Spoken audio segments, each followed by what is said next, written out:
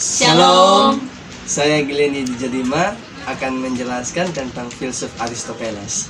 Saya Dewi Natalia Begur akan menjelaskan tentang filosof Socrates. Saya Margaret Kamila Bansai akan menjelaskan tentang filsuf Plato.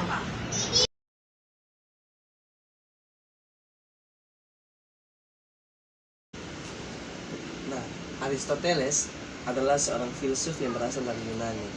Nah, Aristoteles juga merupakan murid dari Plato.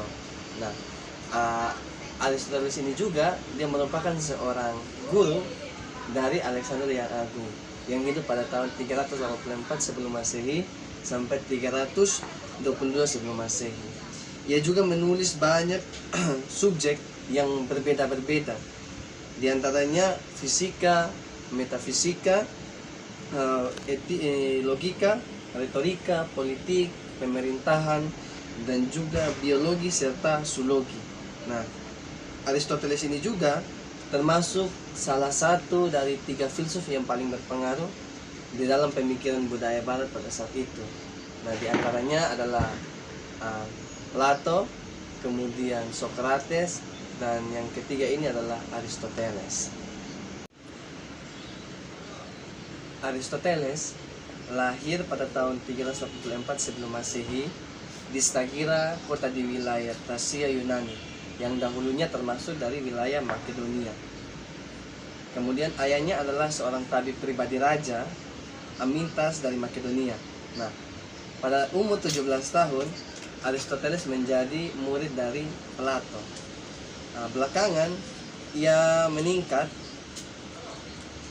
menjadi guru dari Akademi Plato yang berada di Athena selama 20 tahun. Kemudian juga Aristoteles meninggalkan akademi tersebut setelah Plato meninggal dan menjadi guru bagi Alexander di Makedonia. Aristoteles kemudian kembali ke Athena saat Alexander berkuasa pada tahun 336 sebelum Masehi. Dan dengan dukungan dan bantuan dari Alexander, ia kemudian mendirikan sebuah akademinya sendiri yang diberi nama Lyceum, yang dipimpin oleh Aristoteles sampai pada tahun 323 sebelum Masehi. Perubahan politik seiring jatuhnya Alexander kemudian menjadikan dirinya harus sebagaimana dulu dialami oleh Socrates. Dia harus kabur dari Athena guna menghindari nasib-nasib naas dan hal-hal yang tidak diinginkan. Kemudian Aristoteles meninggal tak lama setelah pengungsian tersebut. Aristoteles sangat menekankan empirisme untuk menekankan pengetahuan. Aristoteles juga memiliki beberapa pemikiran. Nah, pemikiran Aristoteles ini berkembang di dalam 3 tahapan. Yang pertama, ketika dia berada di dalam Akademi Plato, ketika gagasannya masih dekat dengan gurunya tersebut. Kemudian ketika dia mengungsi, dan terakhir pada waktu ia memimpin Lyceum mencakup 6 karya tulisannya yang membahas masalah logika yang dianggap sebagai karya-karyanya yang paling penting. Kemudian juga selain kontribusinya di bidang metafisika, fisika, politik, dan juga pemerintah, serta ilmu kedokteran dan alam raya, serta karya seni yang ada. Di dalam bidang ilmu alam, ia merupakan orang pertama yang mengumpulkan serta mengklarifikasikan spesies biologi secara sistematis. Karyanya ini menggambarkan kecenderungannya akan analisis kritis dan pencariannya terhadap hukum dan keseimbangan di dalam alam. Aristoteles menjelaskan bahwa materi tidak mungkin tanpa bentuk karena ia ada. Hal tersebut berlawanan dengan Plato yang menyatakan bahwa teori tentang bentuk-bentuk ideal daripada benda itu sendiri. Pemikiran lainnya adalah tentang gerak, di mana dikatakan semua benda bergerak menuju satu tujuan. Sebuah pendapat yang dikatakan bercorak teleologis karena benda tidak dapat bergerak dengan sendirinya. Maka harus ada penggerak, di mana penggerak itu harus mempunyai penggerak lainnya hingga tiba pada penggerak yang pertama yang tak bergerak, yang kemudian disebut dengan theos. yaitu yang dalam pengertian bahasa Yunani sekarang dianggap berarti Tuhan. Logika Aristoteles adalah suatu sistem berpikir deduktif yang bahkan sampai saat ini masih dianggap sebagai dasar dari setiap pelajaran tentang logika. Meskipun demikian, dalam penelitian ilmiahnya, ia menyadari pula pentingnya observasi, eksperimen, dan berpikir induktif. Hal lain dalam kerangka berpikir yang menjadi sumbangan penting Aristoteles adalah silogisme yang dapat digunakan dalam menarik kesimpulan yang baru, yang tepat dari dua kebenaran yang telah ada. Misalkan ada dua pernyataan. Yang pertama, setiap manusia pasti akan mati, dan pernyataan yang kedua, Socrates adalah manusia. Maka dapat ditarik kesimpulan bahwa Socrates pasti akan mati. Maka kesimpulan ini menyatakan logika berpikir dari Aristoteles itu sendiri. Kemudian di dalam bidang politik, Aristoteles percaya bahwa bentuk politik yang ideal adalah gabungan dari bentuk demokrasi dan monarki. Karena luasnya lingkup karya-karya dari Aristoteles, maka dapatlah ia dianggap berkontribusi dengan skala ensiklopedis, di mana kontribusinya melingkupi bidang-bidang yang sangat beragam sekali, seperti fisika, astronomi, biologi, psikologi, metafisika, dan ide-ide dasar tentang alam, logika, etika, kemudian juga politik, dan bahkan teorika dan puisi. Di dalam bidang seni juga, Aristoteles mengungkapkan pandangannya tentang keindahan dalam buku Poetike. Aristoteles sangat menekankan empirisme untuk menekankan pengetahuan itu sendiri. Ia mengatakan bahwa pengetahuan dibangun atas dasar pengamatan dan penglihatan. Menurut Aristoteles, keindahan menyangkut keseimbangan ukuran, yakni ukuran material. Dan menurut Aristoteles juga, sebuah karya seni adalah sebuah perwujudan artistik yang merupakan hasil katarsis disertai dengan estetika. Katarsis adalah pengungkapan kumpulan perasaan yang dicurahkan keluar, dan kumpulan perasaan itu disertai dorongan normatif. Dorongan normatif yang dimaksud adalah dorongan yang akhirnya memberi wujud khusus di dalam sebuah perasaan tersebut. Wujud itu ditiru dari apa yang ada di dalam kenyataan itu sendiri. Aristoteles juga menekankan dan menjelaskan bahwa definisi atau pengertian sejarah, yaitu sejarah merupakan suatu sistem yang meneliti suatu kejadian sejak awal dan tersusun dalam suatu bentuk kronologi pada masa yang sama. Menurut beliau juga, sejarah adalah peristiwa-peristiwa masa lalu yang mempunyai catatan, rekod-rekod atau bukti-bukti yang konkret.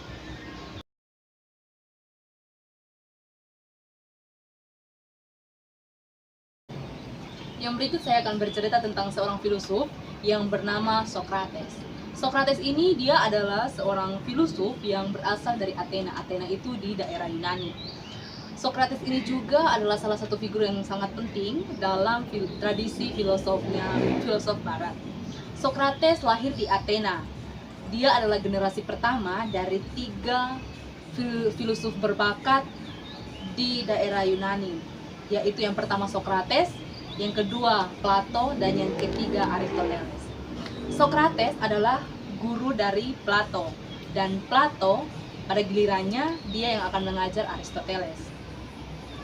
Semasa hidupnya Socrates, ia tidak pernah meninggalkan karya tulisan apapun, sehingga sumber utama mengenai pemikiran Socrates bermula dari tulisan muridnya Plato.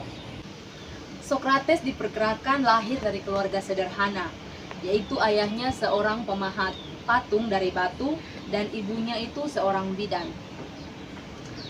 Dari pekerjaan ibunya ini, ia menamakan cara berfilsafatnya dengan cara kebidanan nantinya. Socrates memiliki seorang istri dan 3 orang anak.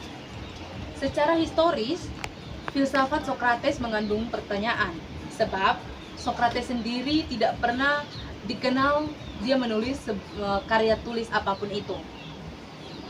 Apa yang dikenal sebagai pemikiran Sokrates pada dasarnya yaitu bermula dari catatan oleh Plato, muridnya. Tetapi Sokrates ini dia adalah salah satu orang yang mengubah cara berfilsafat orang yang penuh misteri dan keanehan. Ia dianggap sebagai lalat oleh manusia-manusia Athena pada zaman itu, tetapi ia juga dianggap bijaksana.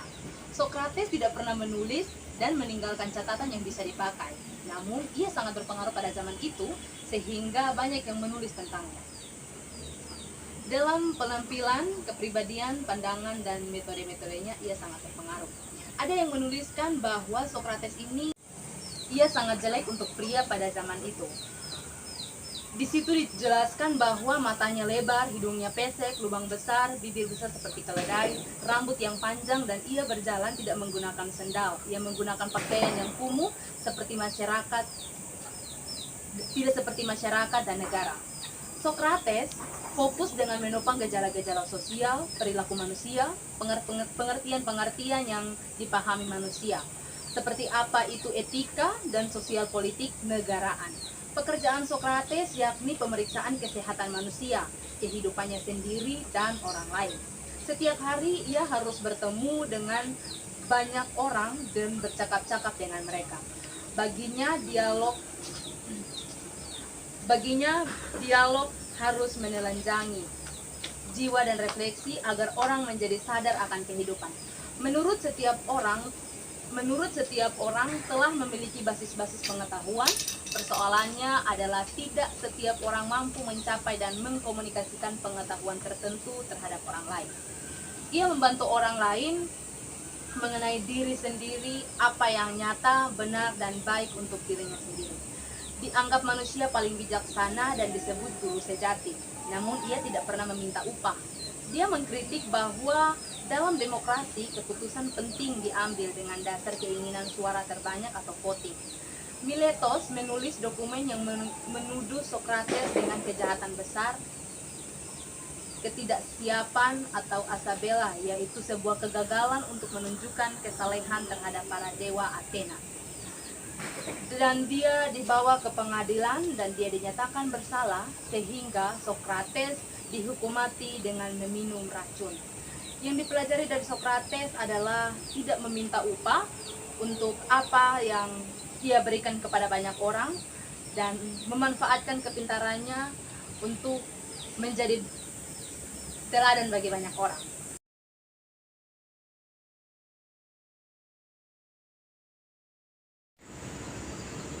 Baik, saya akan menjelaskan tentang filsuf Plato. Plato lahir sekitar 427 sebelum Masehi, meninggal sekitar 347 sebelum Masehi. Adalah seorang filsuf dan matematikawan Yunani, secara spesifik dari Athena.